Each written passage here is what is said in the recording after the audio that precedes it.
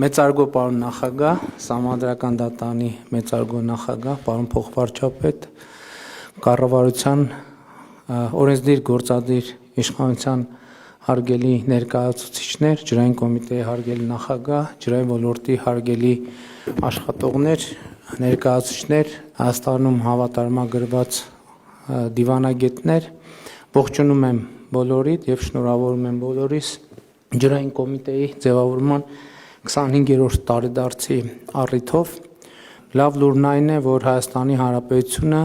հարուստ երկիր է ջրային ռեսուրսներով։ Մի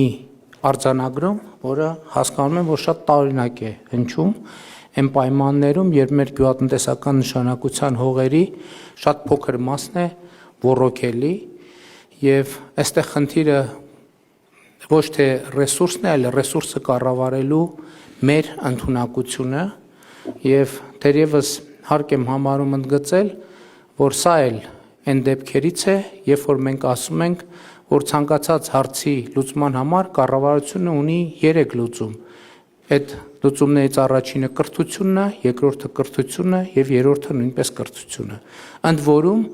այս ասածը վերաբերվում է բոլորիս։ Ես երբ որ դման արձանագրում անում եմ, առաջին հերթին անում եմ ինքս իմ մասին, որովհետեւ ջրային կրթությունը կամ ջրի նկատմամբ մեր վերաբերմունքը էական փոփոխության ենթակա է եւ առանց այդ վերաբերմունքի փոփոխության հնարավոր չի հասնել փոփոխության։ Ընդհանրապես մենք շատ խոսում ենք կյանքը եւ իրողությունները փոխելու անհրաժեշտության մասին առանց արձանագրելու մի շատ կարեւոր եւ առանցքային բան։ Որևէ բան հնարավոր չէ փոխել, եթե ինքդ չես փոխվում։ Այսինքն մարդը պետքա փոխվի, որ เป զի կարողանա ինչ-որ բան փոխել։ Որևէ պաշտոնյա պետք է փոխվի, որ կարողանա ինչ-որ բան փոխել։ Եվ մինչալոց մեր ներքաղաքական դիսկուրսում էլ սա շատ կարևոր բան է, որովհետև հիմա շատ ընդունված է ասել, օրինակ նախորդ օրը այդպիսի մի օրինակ բերում էի, հիմի հանում են, ասում են Հայաստանի վարչապետը 2010 թվականին այ բանտից մի հատ սենց հոդված է գրել, մեջը սենց բան է ասել, հիմա նայեք ինչ էր ասում, հիմա ինչ է ասում։ Եվ սա ցույց է տալիս մեր իրողությունների շատ խոցելիությունը, որովհետև մենք չենք հասկանում, որ կյանքը ինքը փոփոխությունների ընթացք է։ Եվ երբ որ չես փոխվում, դա բերում է աղետների։ Մեր շատ աղետներ կապված են նրա հետ, որ մենք չենք հասկանում, չենք ըմբռնում փոխվելու անհրաժեշտությունը, չըմբռնելով, որ առանց փոխվելու հնարավոր չի բան փոխել։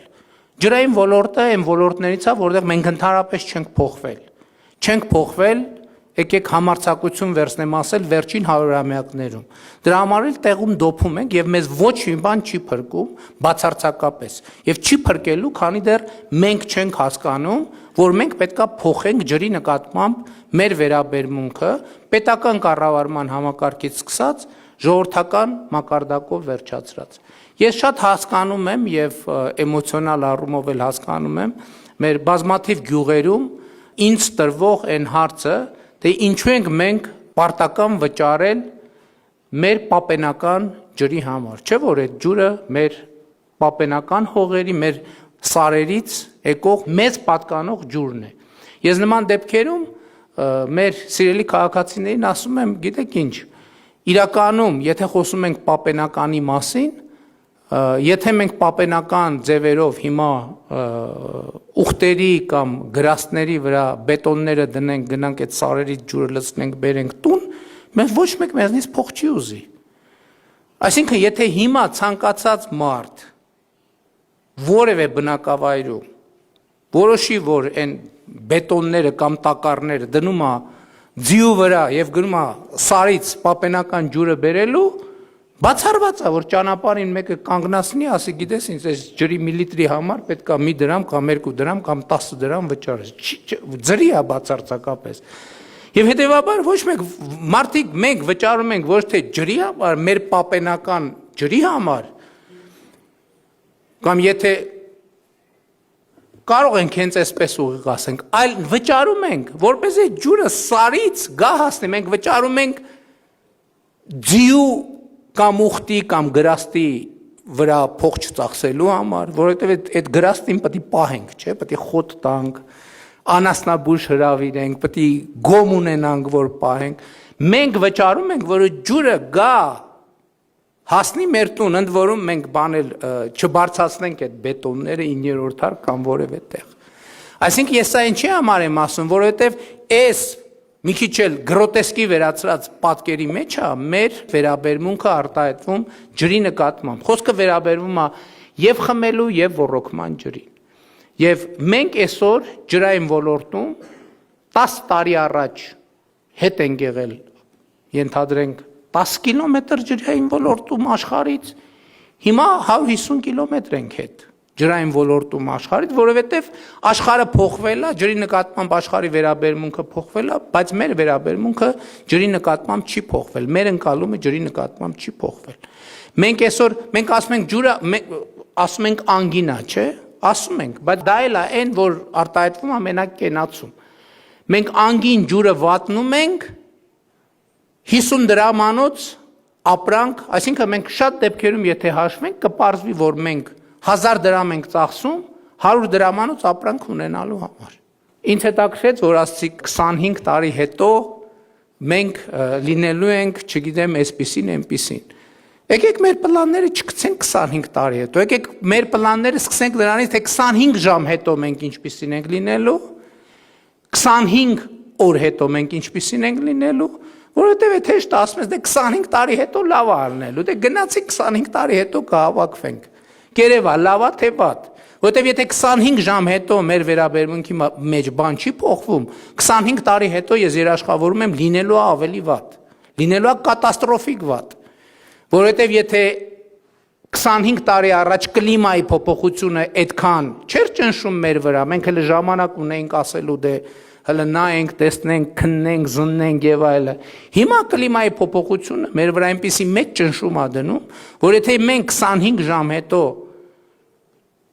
չտեսնենք արդեն մեր իսկ վերաբերմունքի փոփոխությունը, 25 տարի հետո կատաստրոֆա է լինելու։ Ոչ մեկ թող հույս չունենա, թե 25 տարի հետո լավ է լինելու։ Որովհետև եթե մենք մեր գյուղատնտեսության ընդհանրապես վերաբերմունքը չփոխենք, մենք ընդհանրապես խնդիր պետք է դնենք, որ Հայաստանում չոռոգվող գյուղատնտեսական նշանակության հող ոչ միայն պետք է չլինի, այլև բազմաթիվ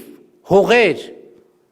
որոնք այսօր որևէ մեկի մտքով չի անցնում, որտեղ պետք է լինեն այգիներ, պետք է դառնան այգիներ։ Այսինքն գյուղատնտեսականից դուրս, որ համարվում է, չգիտեմ, այլ նշանակության հող, այդ բոլորը պետք է դառնան այգիներ, ու այսօր Հայաստանում, այսօրվա Հայաստանում այդ ջրային ռեսուրսը կա։ Փորձագիտական գնահատականներով Հայաստանում տարեկան 5-ից 7 միլիարդ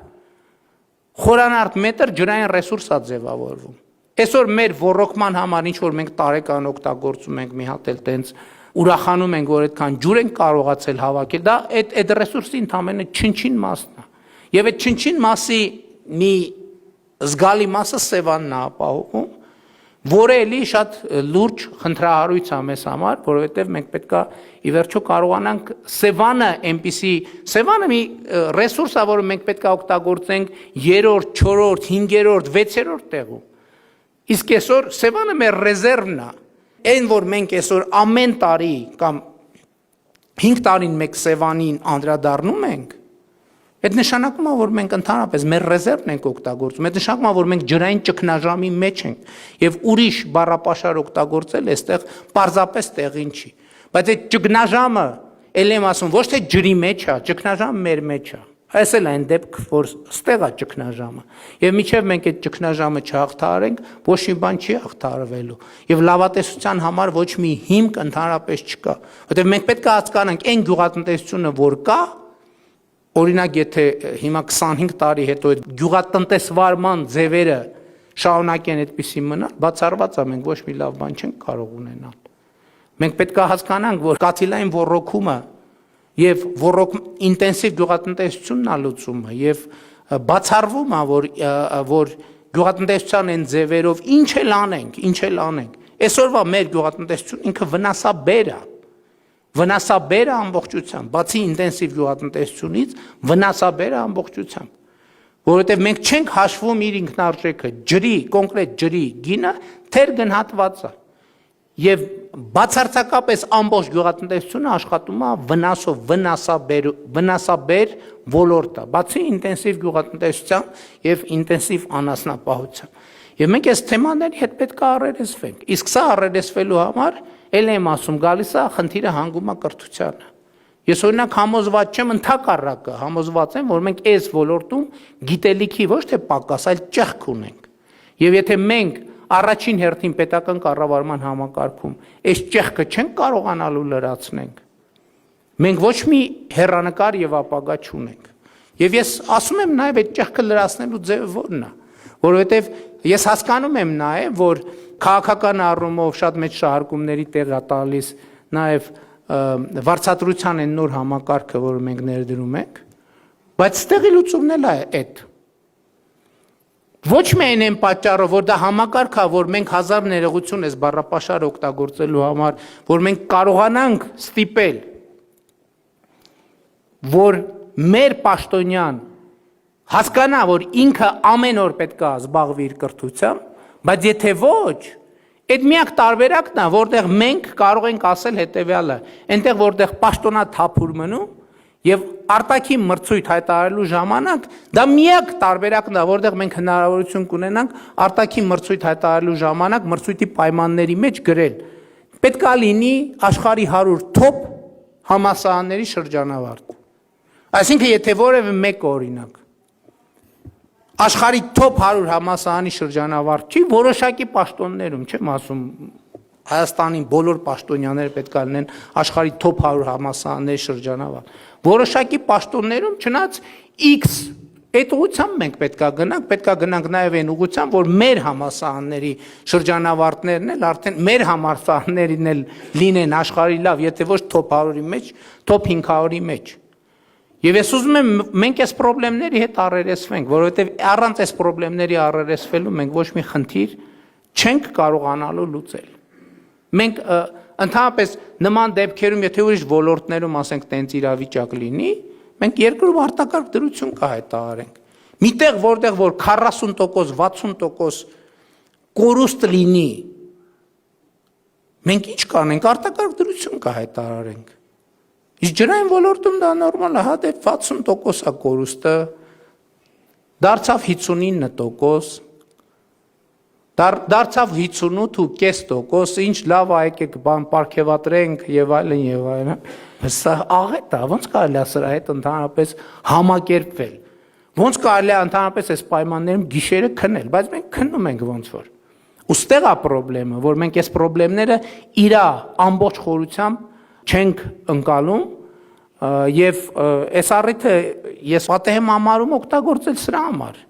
որովհետեւ եթե մենք պետք է հավաքվենք, ասենք, որ այս հաջողվեց, այս հաջողվեց, այս հաջողվեց, այս հաջողվեց, ինչ հաջողվեց, չհաջողվեց, մեր ջրային ոլորտի մեր կորուստները անհամեմատելի են, ընդհանրապես անհանդուրժելի են։ Բայց այդտեղ մենք չենք կարողանում լուծել խնդիրը, որովհետև էլ եմ ասում, մենք ունենք առաջին հերթին գիտելիքի պակաս։ Մենք առաջին հերթին ունենք այդ գիտելիքը իրացնելու հմտությունների պակաս։ Եվ եթե մենք չգնանք այս ճանապարհով, չնայած ես այս տարբերակը չեմ էլ քննարկում, մենք չենք կարա չգնանք այս ճանապարհով եւ մենք գնալու ենք այս ճանապարհով։ Եվ մի ելույթի հիմնական իմաստն էր, որ կիսել ձեզ այս թե ինչ կլինի, եթե մենք չգնանք այդ ճանապարհով, այլ ասել, որ մենք այդ ճանապարհով չենք գնալու, մենք գնալու ենք